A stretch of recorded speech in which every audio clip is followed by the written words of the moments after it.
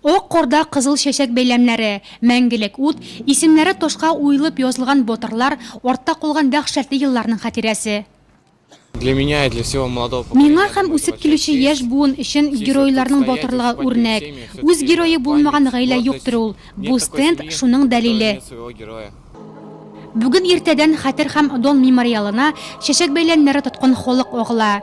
Илебез тарихында сизелерлек эз калдырган батырларның истәлеген олылау өчен район җитәкчелеге, хезмәт коллективлары, укучылар һәм укытучылар Ватан көненә багышланган митингка җыелды.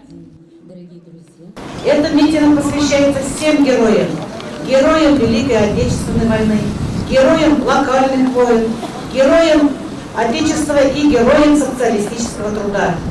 Но все участники, которые прошли эту войну, которые с первых дней сражений погибли на фронтах и в локальных войнах, они тоже все герои, потому что они защищали нашу Родину.